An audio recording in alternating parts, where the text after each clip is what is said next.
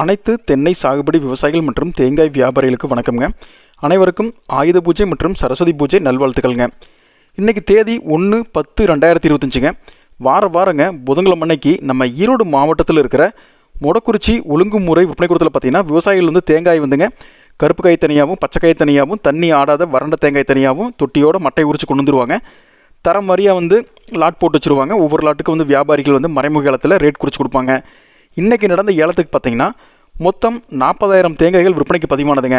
இதில் தேங்காய் தரத்துக்கு சைஸுக்கு ஏற்ற மாதிரிங்க நம்ம கசங்கல் கருப்பு தேங்காய் பார்த்தீங்கன்னா 1 கிலோ குறைந்தபட்சமாக 64 ரூபா 49 காசுல இருந்துங்க. அதிகபட்சமாக 1 கிலோ 71 ரூபா 9 காசு வரைக்கும் கொள்முதல் பண்ணியிருக்கிறாங்க. அடுத்தபடியாக பச்சை தேங்காய்ங்க குடுமையோடு இருக்குங்க.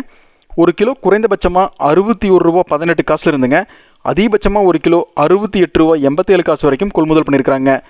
அடுத்ததாங்க தண்ணி ஆடாத வறண்ட தேங்காய் பார்த்தீங்கன்னா 1 கிலோ அதிகபட்சமாக 92 ரூபா 47 காசு வரைக்கும் கொள்முதல் பண்ணியிருக்கிறாங்க.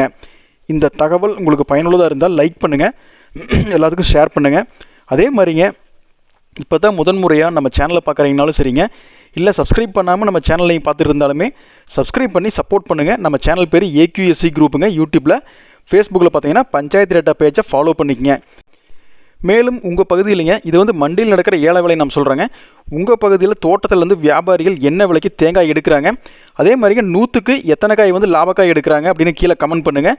இப்போ விற்கிற தேங்காய் விலை வந்து போதுமானதாக இருக்குதா, இல்லை இன்னும் எவ்வளவு ஏறுனா விவசாயிகளுக்கு வந்து உதவிகரமாக இருக்கும், இல்லை வந்து கட்டுப்படியாகும் அப்படிங்கிற தகவலையும் உங்கள் கருத்துக்களையும் கீழே கமெண்ட் பண்ணுங்கள்.